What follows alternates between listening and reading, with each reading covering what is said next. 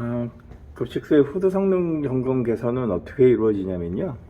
여러 가지 프로세서가 있습니다. 우선 학교에 갔을 때 제일 먼저 하는 것은 후드 성능 점검을 실시합니다. 후드 성능 점검을 실시하는 이유는 이제 관리되는 것이 후드 개구면에서 얼마나 적정하게 잘 빨리느냐 하는 문제를 먼저 확인을 해야 됩니다.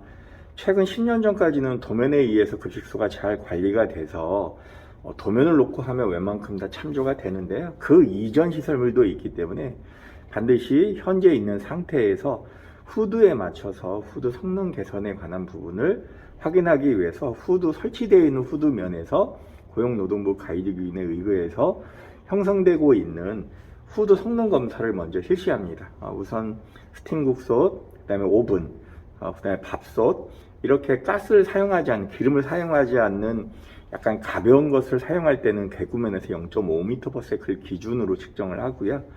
조금 더 무거운 것들 하고 있는 것들, 지금 부침기, 튀김솥, 볶음솥, 식기세척기 전후단 라인에는 개구면에서 0.7m/s를 기준으로 해서 후드가 정상인지 아닌지를 판단하게 되고요.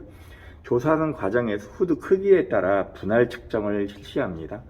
3600짜리 국솥 같은 경우에는 12분할로 내부에 임의적으로 경계를 나눠서 총 12개소의 풍속을 측정해서 평균치로 이렇게 측정을 하게 됩니다. 급식소에 그 많은 시공 분야를 할 수 있었던 건 프로세서가 완료되어 있기 때문입니다. 그 프로세서는 저희들이 후드 성능 점검의 의사결정을 빠르게 할 수 있게끔 우선 현장에 가면 후드 성능 개선 공사를 하기 위한 후드 성능 점검을 공사 전을 실시합니다.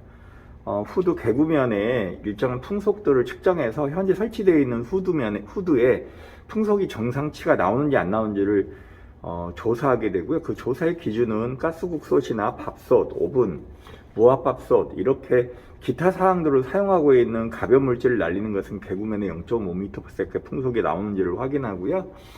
가스식으로 사용하고 있는 부침기, 튀김솥, 국솥, 그 다음에 식기세척기 전후단에는 0.7m/s가 나오는지 안 나오는지를 판단해 보고요. 그 중에 이제 일치되어 있는 면필터가 부착되어 있는 가스식일 경우에는 면필터를 풍속으로 측정해서 이렇게 저희가 조사를 해서 후드의 상태를 점검하게 되고요. 저희 시스템의 핵심은 지금 고용노동부 가이드기준에서 요구하고 있는 배기팬 중심, 배기 중심의 덕트 설비를 하게 되면 엄청난 지금 현존의 2배 이상의 풍량을 요구하기 때문에 반드시 저희들은 극기와 배기 밸런스를 이용한 방식으로 우선 기초안을 만들어 드리고 있고요.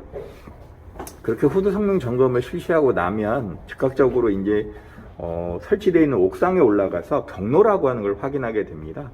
송풍기를 밑에서 하나씩 꺼서 실제로 저희가 측정한 풍속치가 있기 때문에 밑에서 풍속을 끄고 풍속의 양을 조사를 해보면 덕트가 어떻게 연결되어 있는지를 대충 알 수 있습니다. 주로 이제 기름과 비기름 라인, 송풍기 2가지 라인으로 설치가 되어 있고요. 과거에는 한 개로 통합되어 있기 때문에 이것도 형식적으로는 어느 정도 맞아 들어가지만 내구년이나 학교 설치 연도에 따라서 이것을 지키는 데도 있고 하나로 통합되어 있는 학교도 있기 때문에 반드시 맞는 사항은 아니지만 덕트 경로를 추적하게 됩니다. 그래서 송풍기 첫 번째를 켜가지고 각자 후드에서 나오는 풍속의 측정치를 나오면 어디가 덕트의 메인서부터 말단인지를 확인할 수가 있는 거죠. 그렇게 해서 경로를 대충 유추하고요. 두 번째 나머지 송풍기도 마찬가지로 나머지를 끄고 반대편을 껴서 풍속을 대비해 보면 덕트 경로라는 것이 유추될 수 있습니다.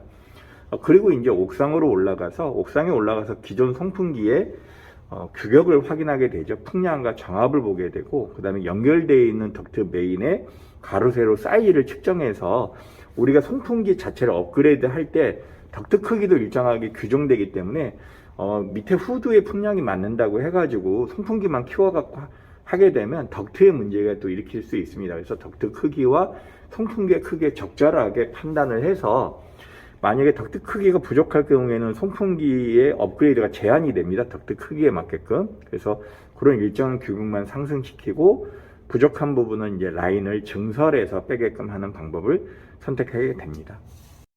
자, 이제 그 다음에는 이제 학교에 안내를 받아서 이제 행정실이나 학교 당국을 이제 담당자를 만나서 이제 개선의 의지를 확인하게 되는 거죠. 첫 번째 개선의 의지는 이게 어떤 가능성을 가지고 있는지를 좀 확인하게 되고요. 예산을 내려보낼 수 있는 어떤 보고서안을 만들기 시작합니다. 그 첫 번째 주요했던 것이 뭐냐면 바로 이제 갖고 있는 도면이 있다면 도면을 카피하게 되죠. 도면을 카피하는 이유는 간단합니다. 전체적으로 이게 어떤 시스템을 뭐 송풍기를 업그레이드하고 어떻게 하겠다라고 하는 이 시공에 대한 레이아웃도를 완성하기 위해서 기존 도면을 이용하게 됩니다. 왜냐하면 돈을 내려보내거나 돈에 대해서 어떤 예산을 편성할 때는 견적서라고 하는 것이 중요한데요. 단순 견적서로는 어떠한 내용을 전개할지를 모르기 때문에 저희들이 점검보고서 안에 종전 그 덕트를 이용해서 기존의 후드 풍량을 재설계하고 송풍기를 업그레이드 실시해서 설치한 다음에 부족 부분에 대해서는 어떻게 배관을 빼겠다, 그리고 그 배관 빼는 안이 현장에서 나와지면 그 주변을 또 조사해서 사진으로 인덱션이나 현상을 만들어 가지고 어디로 인출하고 배출할 것인지를 대략적으로 스케치해서 그것을 가지고 이제 도면에 레이아웃 시공을 위한 표시하는 방법들이 나옵니다. 이따 여기 여기 하단에다가 어떻게 도면의 레이아웃도를 완성하고 급기와 배기를 어떻게 하는지를 여기다 노출시켜서 사람들한테 어떻게 의사결정으로서 평가를 하게 되는지를 확인하도록 하겠습니다.